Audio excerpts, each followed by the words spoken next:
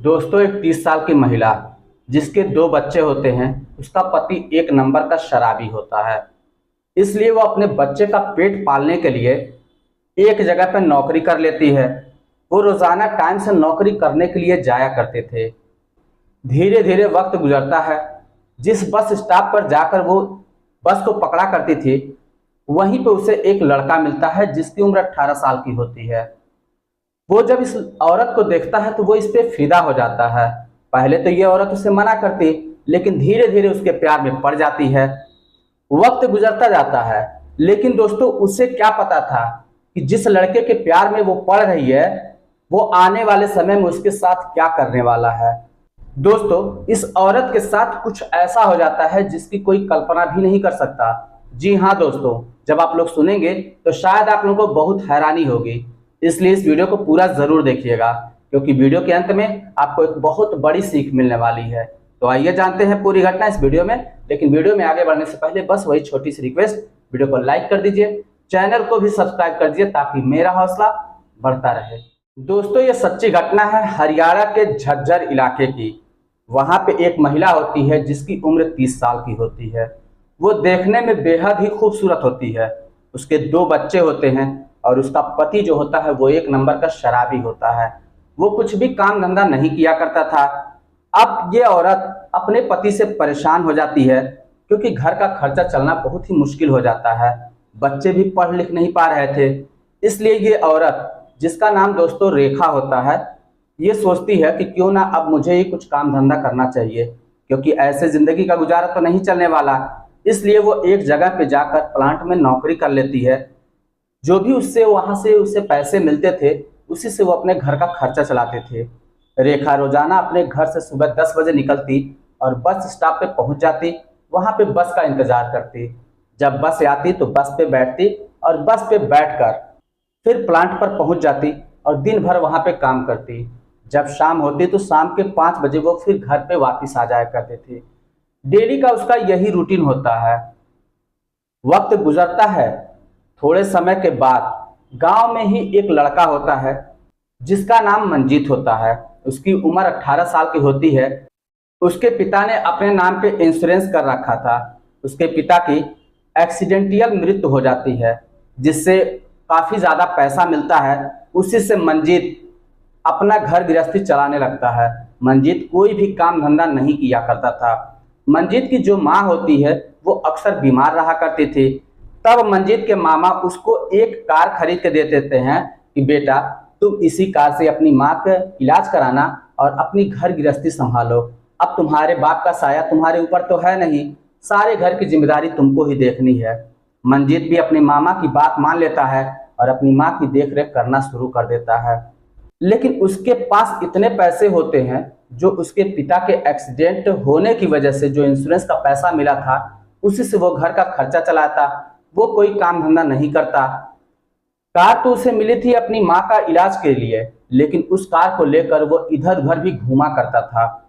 एक दिन संजोग से वो अपने कार को लेकर उसी बस स्टॉप पे पहुंच जाता है जहां पे रेखा आकर बस को पकड़ा करती थी अपने प्लांट पे जाने के लिए, काम करने के लिए। जब मंजीत रेखा को देखता है तो रेखा पर वो फिदा हो जाता है। रेखा को लाइन मारना शुरू कर देता है, लेकिन रेखा इसको कोई भी भाव नहीं देती और अपना सिर झुकाए वो बस पकड़ती है और काम पर निकल जाती है। इस तरीके से दोस्तों 2-4 दिनों का समय गुजरता है। मंजीत रोजाना बस स्टॉप पे पहुंच जाता और रोजाना रेखा को लाइन मारा करता। आखिरकार रेखा भी इसके बहकावे में आ जाती है और फिर वो इससे भी बातचीत करना शुरू कर देती है। तब मंजीत कहता है कि तुम बस क्यों पकड़ के जाती हो, जब मेरे पास कार है तो मैं तुम्हें कार से ही ड्रॉप कर दिया करूंगा, तुम्हें परेशान होने की जरूरत नहीं है। रेखा मंजीत की बातों को मान जाती है। मंजीत अब रोजाना कार को लेकर उसी टाइम पे यानी 10 बजे के टाइम पे बस स्टॉप पे आ जाता। रेखा वहां पे पहुंचती, कार में बैठती और मंजीत के साथ बातचीत करते करते अपने काम वाले स्थान पर पहुंच जाती। दिन भर वहां पे काम करती। फिर मंजीत उसको साथ में लेता और फिर लाके उसे घर पे ड्रॉप कर देता। रोजाना का यही रूटीन बन गया था। धीरे धीरे 4 महीने का समय गुजर जाता है। एक दिन की बात है दोस्तों, रेखा अपने घर से निकलती है अपने प्लांट पे जाने के लिए, मगर होता यह है कि पूरा दिन बीत जाता है, शाम हो जाती है लेकिन रेखा घर पे वापस नहीं आते। अब घर वालों को चिंता सताने लगती है। घर वाले अपने रिश्तेदारों से बात करते हैं, इधर उधर फोन करते हैं, लेकिन कहीं पे भी रेखा का पता नहीं चलता। इधर जो वहां की उस इलाके की पुलिस होती है, उसको एक लाश बरामद होती है। अब उस लाश का फोटो खींचा जाता है। फोटो खींचने के बाद जो पुलिस का व्हाट्सएप ग्रुप होता है उस पर शेयर किया जाता है कि अगर किसी को इसके बारे में कुछ भी पता हो तो वो थाने में आपके संपर्क करे। वो फोटो शेयर होते होते रेखा के परिवार वालों के पास पहुंचती है। जब रेखा के परिवार वाले उस फोटो को देखते हैं तो उनकी आंखें फटी की फटी रह जाती हैं। वो तुरंत दौड़े दौड़े थाने पे पहुंचते हैं और वहां पे जब लाश दिखाई जाती है तो लाश की शिनाख्त करते हैं। हाँ, ये रेखा की ही लाश है। अब समझ में नहीं आता, लाश की शिनाख्त तो हो गई, लेकिन उसका मर्डर किसने किया, वो मरी कैसे? अब ये एक अनसुलझी पहेली थी। पुलिस अब इसकी छानबीन में लग जाती है। पुलिस पहले घर वालों से, गांव वालों से पता करती है, लेकिन उसके बारे में कुछ भी पता नहीं चलता। तब घर वाले बताते हैं कि रेखा रोजाना घर से काम करने के लिए फैक्ट्री निकला करती थी और वहीं पे जाके वो काम धंधा किया करते थे। उसके बाद फिर शाम को वापिस आ जाया करते थे। इसका पति जो है एक नंबर का बेवड़ा है, वो कुछ कमाता वमाता नहीं है, लेकिन पुलिस फिर भी उसके पति से बातचीत करती है तो उसका पति कहता है कि हाँ, रेखा काम पे निकली तो थी मगर वो फिर वापस नहीं आई। उसके पति से जब कुछ पता चता नहीं चलता तो फिर जहां पे रेखा काम कर रही थी वहां पे भी पता किया जाता है, लेकिन वहां से भी कुछ पता नहीं चलता। अब पुलिस सोच रही थी कि आखिर इसका पता लगाया जाए तो लगाया कैसे जाए। तब वो क्या करती है कि उस बस स्टॉप पे पहुंचती है जहां पे रेखा बस पकड़ के प्लॉट में जाया करते थे। बस स्टॉप पे पहुंचने के बाद जब लोगों को फोटो दिखाई जाती है, लोगों से पूछताछ की जाती है, तो लोग कहते हैं कि हाँ, ये औरत यहाँ पे आया करती थी, लेकिन यहाँ पे ये बस नहीं पकड़ती बल्कि यहाँ पे एक कार आती थी। ये उसी कार में बैठती थी और कार में बैठकर फिर ये काम करने के लिए चली जाया करती थी। फिर वापस में इसी रूट से यहीं पे आके उतरती और उसके बाद फिर दोनों अपने अपने रास्ते चले जाया करते थे। यही करीब 4 महीने से चल रहा था। जब पुलिस इस बात को सुनती है तो उसको और बारीकी से जांच पड़ताल करना शुरू कर देती है। वो इधर उधर देखती है कि शायद कहीं पे सीसीटीवी कैमरा लगा हो। तब देखती है कि एक जगह पे एक सीसीटीवी कैमरा लगा है। उस सीसीटीवी कैमरे से उस टाइम का फुटेज निकालती है।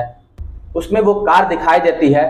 तब उस कार का नंबर निकाला जाता है। कार का नंबर निकालने के बाद कार के बारे में जब पता किया जाता है तो पता चलता है कि ये मंजीत के बाप के नाम पे रजिस्टर्ड है। अब पुलिस मंजीत के घर पर पहुंचती है तो पता चलता है कि उसके बाप खुद पहले इस दुनिया से जा चुके हैं और माँ हमेशा बीमार रहती है और जो वो कार है वो मंजीत ही चलाया करता है। तब पुलिस वाले घर वालों से पूछते हैं कि मंजीत कहाँ पर है। घर वाले बोलते हैं कि मंजीत यहाँ पे नहीं है, पता नहीं कहाँ गया हुआ है, 2-4 दिनों से उसका पता नहीं चल रहा है। तब मंजीत का मोबाइल नंबर लिया जाता है। मंजीत का मोबाइल नंबर जब पुलिस वालों को मिल जाता है तो वो उसको सर्विस लांच पे लगाते हैं, उसको ट्रेस करने की कोशिश करते हैं। जब उसे ट्रेस किया जाता है तो पता चलता है कि वो नंबर राजस्थान में चल रहा है। राजस्थान के जिस लोकेशन पे वो नंबर चल रहा था, पुलिस आनन फानन में वहां पे पहुंचती है और वहां से जो लोकेशन दिखा रहा था वहीं से मंजीत को गिरफ्तार करके थाने लेकर चली आती है। जब मंजीत से पूछताछ किया जाता है तो मंजीत कुछ भी बताने के लिए तैयार नहीं था। वो कहता है कि मैं एक किराए पे टैक्सी लेकर चलाता हूँ। लेकिन जब पुलिस का फोर्स बढ़ता है, पुलिस का दबाव बढ़ता है, पुलिस अपने तरीके से पूछताछ पे आती है, तब मंजीत टूट जाता है। तब मंजीत सारी सच्चाई बताने लगता है। वो कहता है कि मैं रेखा से दिलो जान से प्यार करता था, मुझे लगता था कि रेखा ही मेरी दुनिया है। एक दिन हम दोनों साथ में जा रहे थे, कार में बैठे हुए थे, तभी रेखा के मोबाइल पे एक फोन बजता है। रेखा उस नंबर को देखकर थोड़ी परेशान हो जाती है, लेकिन उस फोन को उठाती नहीं है, फोन को बगल में रख देती है। तब मंजीत कहता है, अरे फोन पता नहीं किसका होगा, उठा लो। लेकिन रेखा कहती, छोड़ो, ऐसा नंबर क्या उठाना, जाने दो। लेकिन मंजीत को कुछ शक होने लगता है।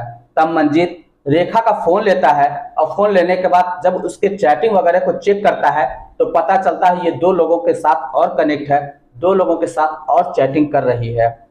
अब जब इस बात का पता चलता है, जब रेखा से इस बारे में पूछते तो रेखा थोड़ी भड़क जाती है। अब मंजीत गुस्से में आ जाता है और मोबाइल को उठाकर बाहर फेंक देता है। जब कार से मोबाइल को बाहर फेंका जाता है तो रेखा और भी ज्यादा गुस्सा हो जाती है और एक झापड़ जो है मंजीत को लगा देती है।